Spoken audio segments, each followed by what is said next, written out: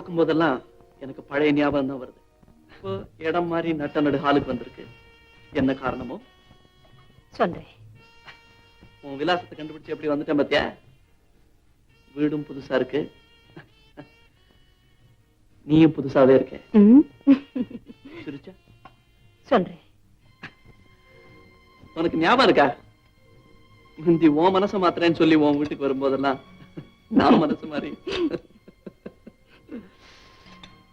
இன்னமும் உன் பேர் அருந்தது தானே? மாத்திக்கவே இல்லை. சொல்றேன். எதை கேட்டாலும் சொல்றேன் சொல்றேன். முகாரி சொல்லும், நான் பாக்குறேன்.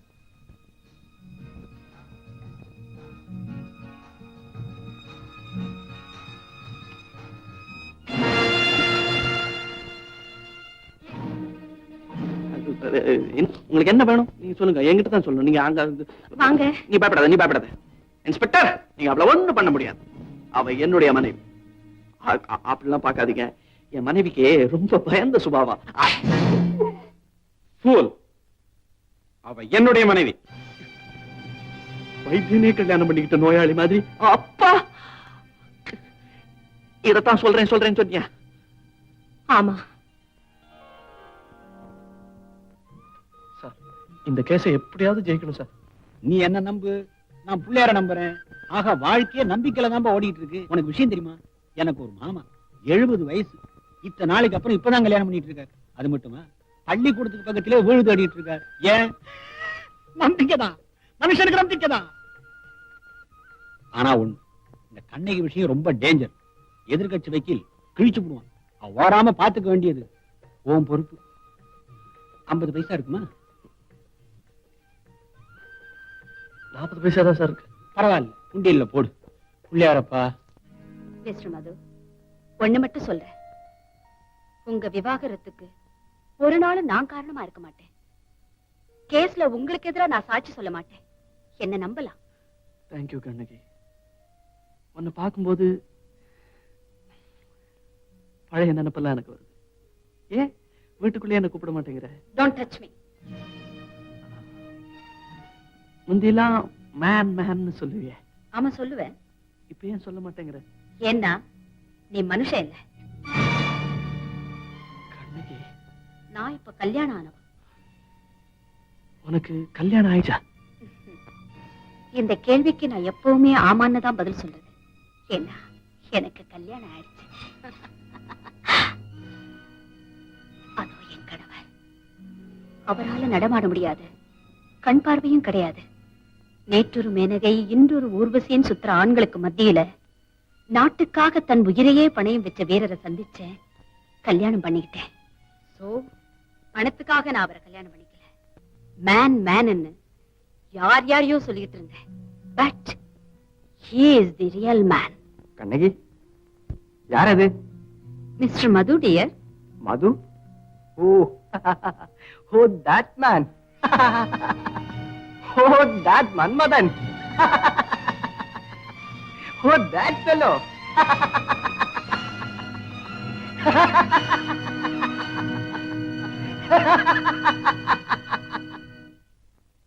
சார், வீடு மாதிரி வேற எங்கேயோ போயிட்டேன். இருந்தாலும் இதே சலூனுக்கு தான் வரேன். ஏன் சார்? எல்லாம் ஒரு விசுவாசம் தான். சில பேருக்கு சொந்த பொண்டாட்டினா கூட விசுவாசம் இல்ல. அவங்களுக்கெல்லாம் கல்யாணம்ன்றது வெறும் சம்பவம் தான். ஆனா அதுவே பொம்பளைங்களுக்கு சரித்திரம். வீட்டுல ஏதாவது விசேஷம் உண்டான்னு கேளுப்பா. இருக்குன்னு சொல்லுப்பா. அப்ப சொல்லி தொலைக்க சொல்லுப்பா. திமுறா பேசினா சொல்ல மாட்டேன்னு சொல்லுப்பா. சரி சார், சொல்லுங்க சார். ரேகாமா முழுகாம இருக்காங்க.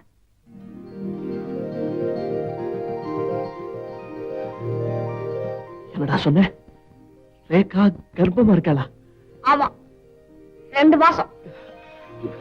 ரேகா, ரேகா!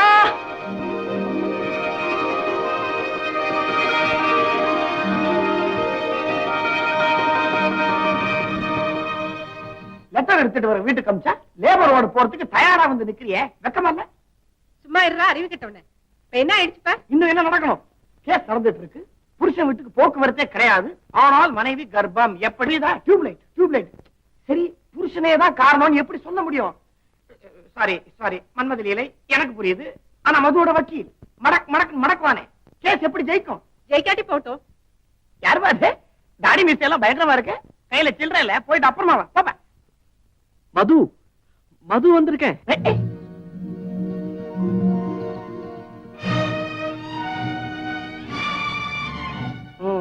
சொந்த மூஞ்சியோட வர கூச்சப்பட்டுக்கிட்டு சோப் மூஞ்சியோட வந்திருக்கிய, போப்பா. மது, என்ன மது, டைவோர்ஸ்க்கு முன்னாடி புருஷ மனைவி சென்டிமெண்ட் வேண்டி கிடக்கு. உள்ள போனி, உள்ள போனேன். இது பாருப்பா, உன்னை பொறுத்த வரைக்கும் இந்த வீட்டோட கதவு சாத்தியாச்சு. தீப்ப ஒழிச்சு வச்சுட்டா கல்யாணம் நின்னு போயிடாதுப்பா. இந்த தசவர நம்பிட்டல்ல, டன். ஆனா ரெண்டு விஷயம். என்ன சார்? இந்த கேஸ் நடந்து முடியற வரைக்கும் உன் காமத்தை கண்ட்ரோல் பண்ணணும், கடந்து அலையப்படாது. ரெண்டு, எனக்கு இம்மீடியட்டா 1000 ரூபாய் பணம் வேணும். பணத்துக்கு தான் சார் ரொம்ப கஷ்டமா இருக்கு. என்னது? நான் உன்னதான்பா மலை மாதிரி நம்பிட்டு இருக்கேன். நான் விளையாட டேக்ஸ் கட்டணும். இன்னைக்கு வெள்ளிக்கிழமை, சனிக்கிழமை, ஞாயிற்றுக்கிழமை 2 நாள் உனக்கு டைம் இருக்கு. திங்கக்கிழமை பணத்தோட என்ன வந்து பாரு, இல்லன்னா கோர்ட்ல ஆஜராக மாட்டேன். பையில எவ்வளவு வச்சிருக்கேன்? பையே இல்லையா? உள்ள வா, நான் 2 ரூபாய் தரேன், நீ வாங்கிட்டு போ. சமயத்துக்கு பாருங்க, 1000 ரூபாய் கிடைக்காம போயிடுச்சு. நான் ரொம்ப அல்லாடி போயிட்டேன். அப்புறம் பார்த்தா உங்க நினைப்பு வந்தது, வந்தேன். இந்தாங்க. உங்களுக்கு எப்படி நன்றி சொல்றதுன்னே எனக்கு தெரியல. நிதானமா யோசிச்சு அப்புறம் சொல்லுங்க. இப்ப புறப்படுங்க. ஏன் என்ன இப்படி துரத்துறீங்க? தோட்டத்துக்கு போனவர் திரும்பி வர்றதுக்குள்ள போயிடுங்க. யாரு? உங்க அப்பாவா? இல்ல, மாமாவா? தாத்தாவா? Please Madhu. ஓகே. புறப்படுறதுக்கு முன்னால ஒரே ஒரு ஜோக் நீங்க ரசிப்பீங்க. காதல்ங்கிறது புகைப்படக்கலை மாதிரி. ஏன் தெரியுமா? ஏ, ரெண்டுமே டெவலப் ஆனாதான் ரிசல்ட்டே தெரியும்.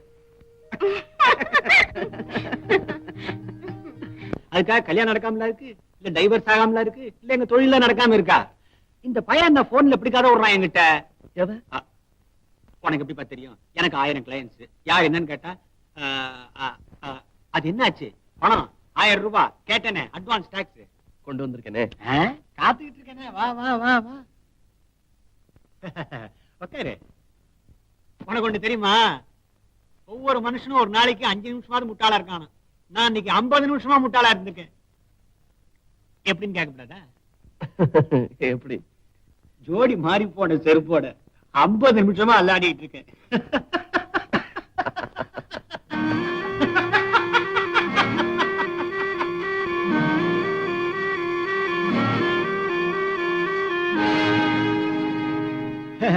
டாக்ஸுக்கு பாலாட்டா நான் கேட்கவே மாட்டேன். உலகத்திலேயே இதுவரைக்கும் வரி போடாத சமாச்சாரம் எது தெரியுமா? செக்ஸ். ஜோக் சொன்னா சிரிக்க மாட்டியா? இன்னொன்னு சொல்லுவேன். காதல்ங்கிறது புகைப்படக்கலை மாதிரி. ஏன் சொல்லு? ரெண்டும் டெவலப் ஆனாதான் ரிசல்ட்டே தெரியும். இது நான் சொல்லல, என் ஒய்ஃப் சொன்னா. இன்னைக்கு தான் சொன்னா. உங்க ஒய்ஃப் பேர் என்ன sir? Mrs Dasaratharaman.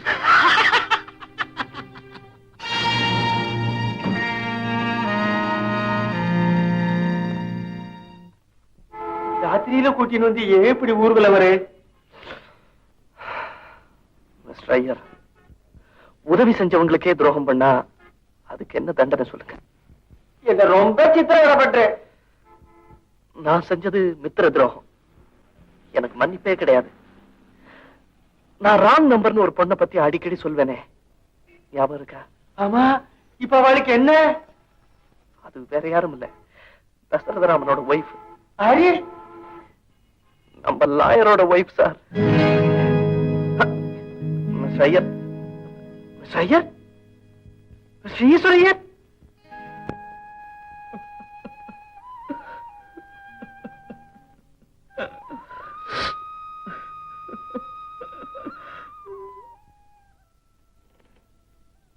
Sir, sir வீட்டுக்கு போல?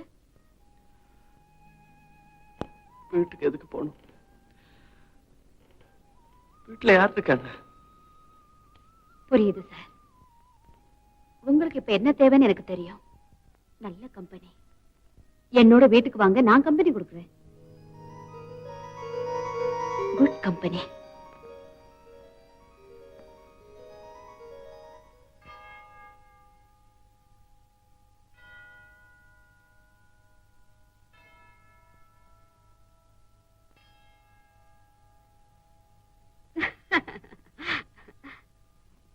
வீட்டுல வேற யாரும் இல்லையா? நான் பாதி அனாதை. பாதியா? அப்பா இல்ல, அம்மா மட்டும்தான். பாதி அனாதை தானே. அம்மாவும் வேலைக்கு போயிருக்காங்க, வரது கொஞ்சம் லேட் ஆகும். ஆமா, நீங்க என்ன சாப்பிடுறீங்க? எனக்கு ஒண்ணும் நோ நோ, நீங்க ஏதாவது சாப்பிடத்தான் வேணும். கொஞ்சம் இருங்க, நான் ட்ரெஸ் சேஞ்ச் பண்ணிட்டு வரேன்.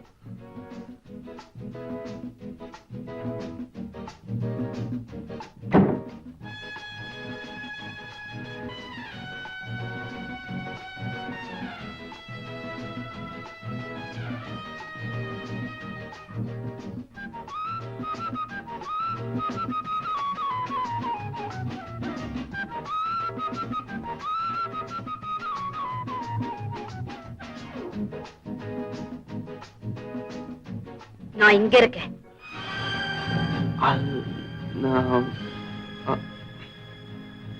பிணம் கூட நாத்தம் அடிக்க 24 மணி நேரம் வேணும். வீட்டுக்குள்ள வந்த மறு நிமிஷமே யூ ஸ்டிங்க். அஞ்சு, இந்த நேரத்துல நீங்க எதை தேடுறீங்கன்னு எனக்கு தெரியும். nothing. Yes, it is nothing. Sada, female flesh is nothing. அதை ஏன் நீங்க புரிஞ்சுக்க மாட்டேங்கிறீங்க? இப்படி வாங்க, ஜன்னல் வழியா பாருங்க. என்ன பாக்குறீங்க? என்னமோ எரியுது. என்னமோ இல்ல, இத போல சதைதான் அங்க எரிஞ்சிட்டு இருக்கு. என்னன்னு புரியலையா? நீங்க, நான், என்னுடைய சதை எல்லாமே போய் சேர வேண்டிய கடைசி இடம் ஒரு சுடுகாடு. தாய் இல்லைன்னா இந்த உலகமே நடக்காதுன்னு நினைச்ச பெரும்புள்ளிகள் இங்கதான் வந்து சேர்ந்தாங்க. தன்னை விட அழகி யாருமே இல்லைன்னு நினைச்ச பல பெண்கள் இங்கதான் எரிஞ்சு போனாங்க. செக்ஸுக்காக பேயா அலையிற பல ஆண்களும் இங்கதான் சாம்பலா போனாங்க. செக்ஸ் தான் ரொம்ப முக்கியம்னு இன்னமும் நினைச்சா, எஸ், நான் தயார்.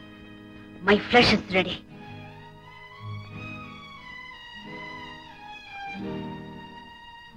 Come on, have it.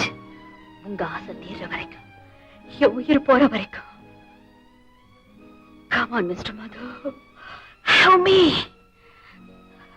Come on, boss. No, அஞ்சு, please. என்ன மன்னிச்சிரு. நான் வரேன். விருந்தாளியா வந்திருக்கீங்க, சாப்பிட்டுட்டே போகலாம். உன் வார்த்தைகளை கேட்டதுக்கு அப்புறம் எனக்கு எல்லா பசியும் போயிடுச்சு.